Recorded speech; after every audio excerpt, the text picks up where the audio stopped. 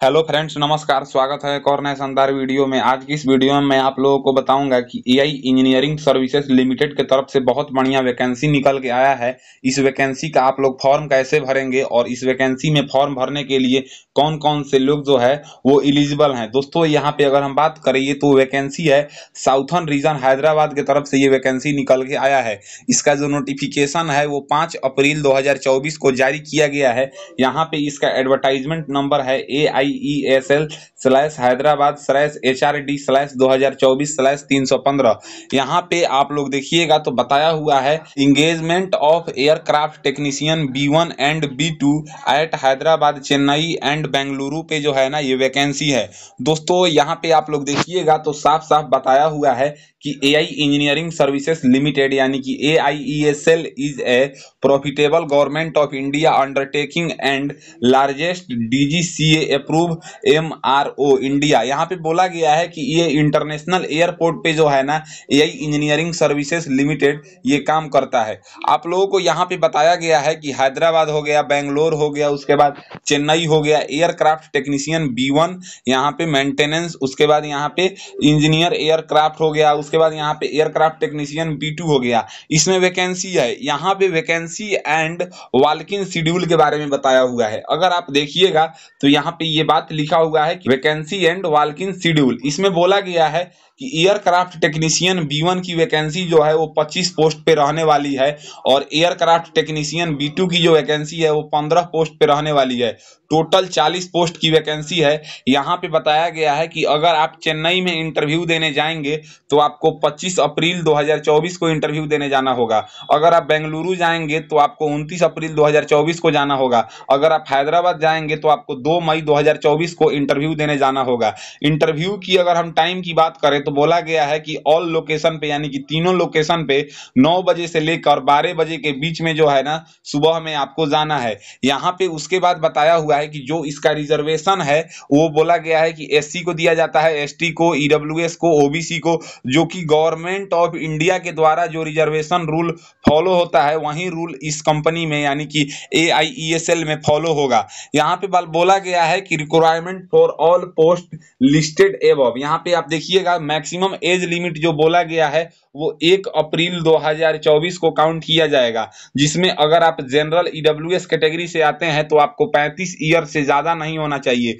OBC वाले को 38 साल से ज्यादा एज नहीं होना चाहिए। SC ST वाले का एज 40 साल से ज्यादा नहीं होना चाहिए। और यहाँ पे बोला गया है कि जो एक्स्ट्रा एज रिलैक्सेशन होता है एक सर्विस मैन का वो सेंट्रल गवर्नमेंट के अनुसार दिया जाएगा। यहाँ पे ड्यूरेशन ऑफ कॉन्ट्रैक्ट बोला गया है कि ये जो जॉब होता है ना ये कॉन्ट्रैक्ट पे वैकेंसी निकाला जाता है। तो आप लोग अगर देखिएगा तो ड्यूरेशन ऑफ कॉन्ट्रैक्ट में बोला गया है कि पहली बार में 5 साल का कॉन्ट्रैक्ट रहेगा। आप लोग देख सकते हैं 5 इयर्स का कॉन्ट्रैक्ट रहेगा। और अगर आप 5 इयर्स के बाद मिनिमम 5 इयर्स होता है और मैक्सिमम जो है वो 58 इयर्स का होता है। यानी कि जैसे अगर आप 5 साल के लिए तो आपको बोल के रखा जाता है, लेकिन 5 साल भी बाद निकाला नहीं जाता है। लगभग आपका जॉब ये 60 साल तक 58 साल तक रहता है। यहाँ पे अगर हम सैलरी की बात करें तो बोला गया है कि 27,940 रुपए की सैलरी इसमें दिया जाएगा। आप लोग देख सकते हैं, जो कि साल दर साल बढ़ता रहता है कंपनी के पॉलिसी के अनुसार। यहाँ पे आप लोगों को अगर सिलेक्शन प्रोसेस के बारे में बताया जाएगा तो सिलेक्शन प्रोसेस बोला गया है कि जो आपका होगा screening, technical assessment and interview in 2 stage, those qualifying in first stage at Bengaluru, Chennai, Hyderabad for aircraft technician B1 and B2 vacancy will again be required to attend 2 and stage at Hyderabad. मतलब पहला stage जो होगा वो आपका बेंगलुरु, चेन्नई, हैदराबाद में से किसी एक जगह पे होगा, लेकिन दूसरा स्टेज जो होगा वो आपका हैदराबाद में ही होगा। यहाँ पे आगे आप लोग देखिएगा तो बोला गया है कि एआई इंजीनियरिंग सर्विसेज लिमिटेड के द्वारा जो वैकेंसी है ये कंपनी का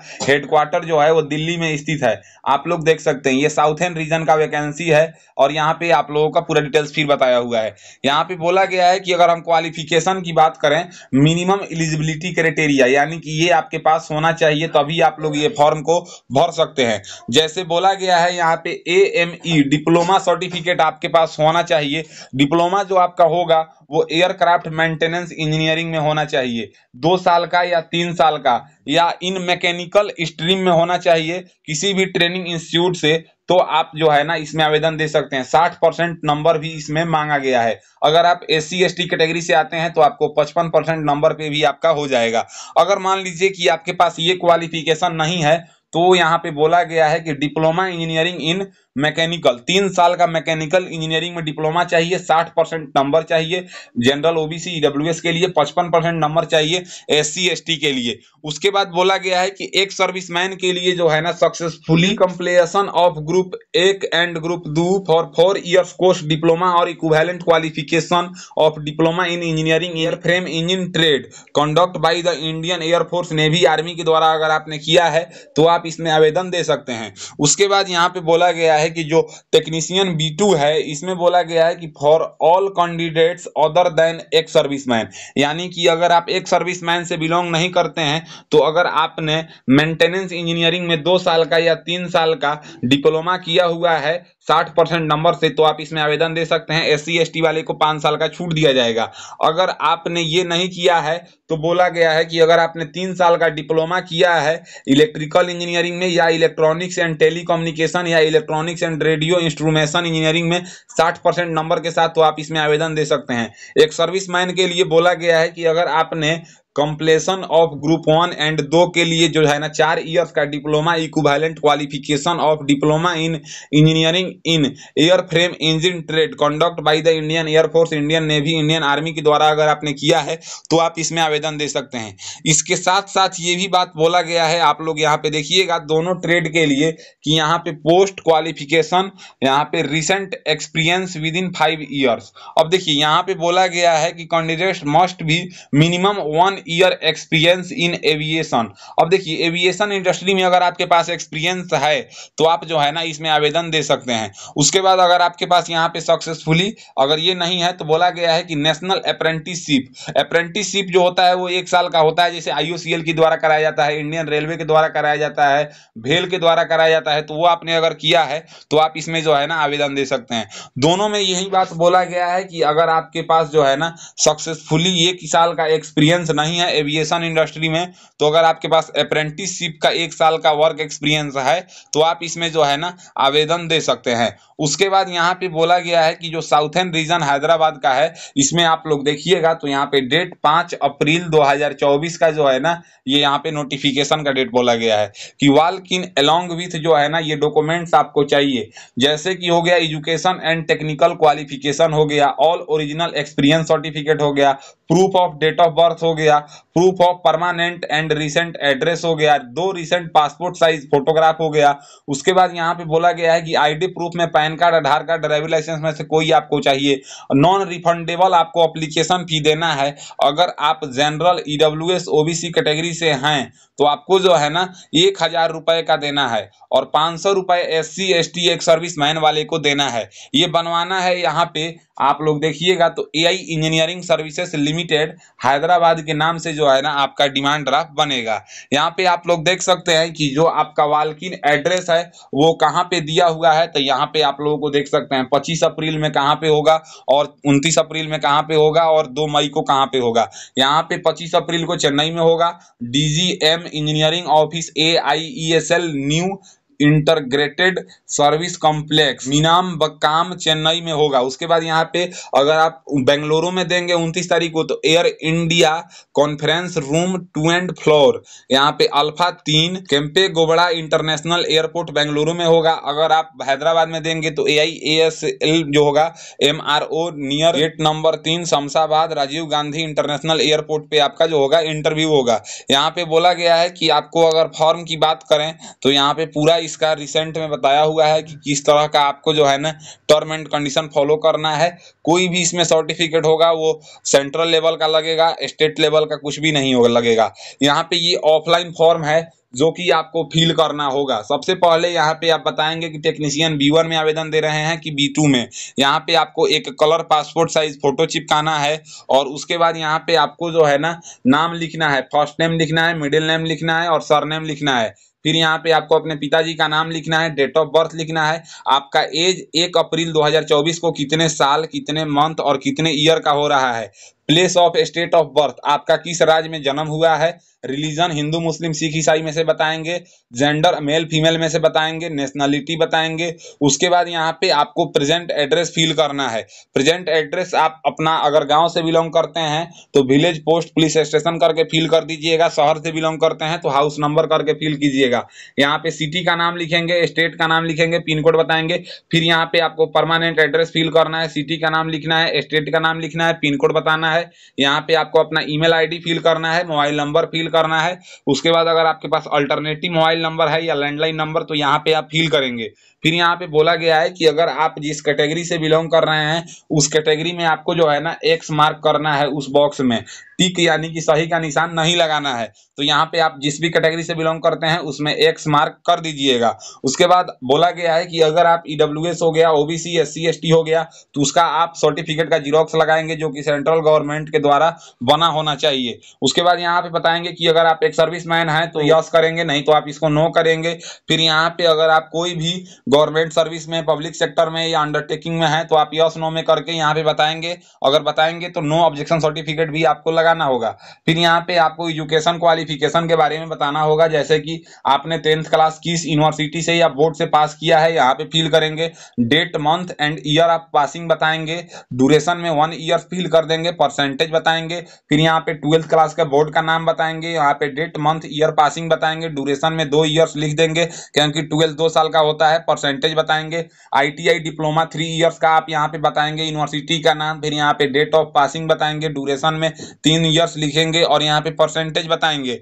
फिर यहाँ पे आपको 1 साल का वर्क एक्सपीरियंस मांगा गया है तो आपको यहाँ पे बताना होगा किस कंपनी में आपने काम किया है, किस पोस्ट पे आपने काम किया है, कब से कब तक काम किया है। और यहाँ पे जो है ना आपको कुछ भी फिल करने की जरूरत नहीं है, ऑफिस यूज ओनली आपको लिखा हुआ है। फिर यहाँ पे आपको डिमांड ड्राफ्ट पे करना है। जनरल, ओबीसी, ईडब्ल्यूएस कैटेगरी वाले को 1000 रुपए का डिमांड ड्राफ्ट पे करना है। एससी एसटी वाले को 500 रुपए का पे करना है। तो यहाँ पे name and address of the issue, bank branch का नाम बताएंगे, डेट ऑफ इशू बताएंगे। फिर यहाँ पे डिमांड ड्राफ्ट नंबर फिल करेंगे। अमाउंट में आप बताएंगे कितना अमाउंट फिल कर रहे हैं। यहाँ पे आपको कुछ भी फिल करने की जरूरत नहीं है। फिर यहाँ पे आपको नीचे आना है। नीचे में आपको जो है ना यहाँ पे अपना प्लेस लिख देना है। फिर यहाँ पे अपना डेट लिख देना है और यहाँ पे आपको सिग्नेचर कर देना है कैंडिडेट्स का। फिर यहाँ पे नीचे में आपको जो है ना बताना है कि आप जो है ना कौन कौन सा डॉक्यूमेंट्स दे रहे हैं इसके साथ। ये ओरिजिनल डॉक्यूमेंट्स का लिस्ट है जिसका जीरोक्स आपको देना होगा। तो यहाँ पे आप देख सकते हैं प्लीज टिक एक्स यानी कि सही का निशान नहीं लगाना है। तो अगर आप एप्लीकेशन फी का डिमांड ड्राफ्ट लगा रहे हैं तो आप इस तरह से एक्स कर देंगे। 2 additional recent passport size photo लगा रहे हैं इस तरह से एक्स कर देंगे। स्कूल लिविंग सर्टिफिकेट लगा रहे हैं इस तरह से एक्स कर देंगे। 10th 12th का मार्कशीट एंड पासिंग सर्टिफिकेट लगा रहे हैं यस कर देंगे, इस तरह से एक्स कर देंगे। आईटीआई डिप्लोमा लगा रहे हैं इस तरह से एक्स कर देंगे इसका certificate. Caste certificate SC ST OBC वाले लगा रहे हैं तो इस तरह से यस कर देंगे। उसके बाद income certificate in case of EWS वाले लगा रहे हैं तो इस तरह से यस करेंगे। अगर आप आईडी प्रूफ लगा रहे हैं, पैन कार्ड, आधार कार्ड, ड्राइविंग लाइसेंस, तो इस तरह से आप लोग यस कर देंगे। उसके बाद यहाँ पे बोला गया है कि अगर आप एक सर्विसमैन हैं तो यहाँ पे आपको एक्स कर देना है। फिर यहाँ पे बोला गया है फॉर ऑफिस यूज ओनली। देखिए ऊपर में जो है ना जो डॉक्यूमेंट्स आपके पास है वहीं लगाना है, सब लगाना जरूरी नहीं है। तो यहाँ पे जो है ना आपको कुछ भी फिल करने की जरूरत नहीं है। ये जो है ये ऑफिस यूज के लिए बोला गया है। उसके बाद अगर हम नीचे में बात करें तो यहाँ पे देखिएगा आप लोग नीचे में सब डॉक्यूमेंट्स दिया है। अगर आप नहीं बनवाए हैं तो आप बनवा सकते हैं। तो ये फॉर्म आपको प्रिंट करके भरना है। अब आपको ये समझना होगा कि फॉर्म जो है ना डाउनलोड कैसे करना है। और ये फॉर्म ऑफलाइन भर के आपको प्लेस ऑफ इंटरव्यू यानी कि जहां पे आपका इंटरव्यू होगा वहां पे जाएंगे। तो देखिए इस जगह पे आपको फॉर्म को निकाल के भर के इस डेट को आपको 9 बजे से लेके 12 बजे के बीच में जाना होगा। तो अब चलिए मैं ऑनलाइन फॉर्म डाउनलोड करके दिखाते हैं कि ऑनलाइन फॉर्म कैसे फिल करना है। यही इंजीनियरिंग सर्विसेज लिमिटेड का जो है ना फॉर्म डाउनलोड करने के लिए या ऑनलाइन नोटिफिकेशन देखने के लिए आपको गूगल ओपन करना होगा और गूगल पे आपको सर्च करना होगा AIESL लिस्ट। जैसे ही आप लोग AIESL लिस्ट सर्च करेंगे तो आपके सामने एआई इंजीनियरिंग सर्विसेज लिमिटेड का ऑफिशियल वेबसाइट आएगा। इसके कैरियर वाले सेक्शन में आपको क्लिक करना है। जैसे ही आप लोग कैरियर वाले सेक्शन पे आप लोग क्लिक करेंगे तो आप लोग देखेंगे यहाँ पे बोला गया है कि walk in interview of the post of aircraft technician B1 and B2 at Hyderabad, Chennai and Bengaluru on FTE basis, यानी कि जो है ना कॉन्ट्रैक्ट बेसिस पे होता है। ये 5 अप्रैल 2024 से लेकर 2 मई 2024 तक आप लोग जो है ना फॉर्म को भर पाएंगे। एडवर्टाइजमेंट नंबर की अगर हम बात करें या एडवर्टाइजमेंट पढ़ने की बात करें तो व्यू एडवर्टाइजमेंट का सेक्शन है, यहाँ पे आप लोग एडवर्टाइजमेंट पे क्लिक करेंगे तो इसका एडवर्टाइजमेंट डाउनलोड हो जाएगा। ऑफलाइन फॉर्म हम आपको समझा दिए हैं कि कैसे भरना है और पूरा नोटिफिकेशन समझा दिए हैं। तो आपको यहाँ पे देखिएगा, यहाँ पे जो है ना पहले जब इसमें वैकेंसी निकलता था तो यहाँ पे जो है ना आपको गूगल फॉर्म का एक सेक्शन मिलता था, लेकिन इस बार अगर आप लोग देखिएगा तो गूगल फॉर्म का यहाँ पे कोई भी सेक्शन नहीं है, यानी कि आप लोगों को ऑनलाइन फॉर्म भरने की कोई जरूरत नहीं है, ऑफलाइन फॉर्म भरना है, जो कि यहाँ पे एडवर्टाइजमेंट डाउनलोड करके आप लोग भर सकते हैं। तो एडवर्टाइजमेंट डाउनलोड करने के बाद का पूरा प्रोसेस नोटिफिकेशन के साथ, सैलरी के साथ, एज क्राइटेरिया के साथ, क्वालिफिकेशन के साथ सारा हमने समझा रखा है। तो आप लोग जो है पहले जो मैंने बता रखा है उसी प्रोसेस को फॉलो कीजिएगा और वॉक इन इंटरव्यू में आप लोग शामिल होइए। अगर आपके पास 1 साल का एक्सपीरियंस है और डिप्लोमा का डिग्री है इलेक्ट्रॉनिक्स, इलेक्ट्रिकल या मैकेनिकल इंजीनियरिंग में, तो उम्मीद है कि एआई इंजीनियरिंग सर्विसेज लिमिटेड के तरफ से जो aircraft technician B1 and B2 Hyderabad, Chennai और बेंगलोर एयरपोर्ट पे वैकेंसी निकला है, इस वैकेंसी का पूरा डिटेल्स आपको पता चल गया होगा। अगर मेरी दी हुई जानकारी आपको पसंद आता है तो मेरे वीडियो को लाइक कीजिए एंड ऐसे इंफॉर्मेटिव वीडियो के लिए मेरे चैनल को सब्सक्राइब कीजिए। आज के लिए बस इतना ही, मैं आपसे विदा लेना चाहूंगा। तब तक आप लोग देखते रहिए मेरा यूट्यूब चैनल फॉर्म फिलअप की नॉलेज। जय हिंद, जय भारत।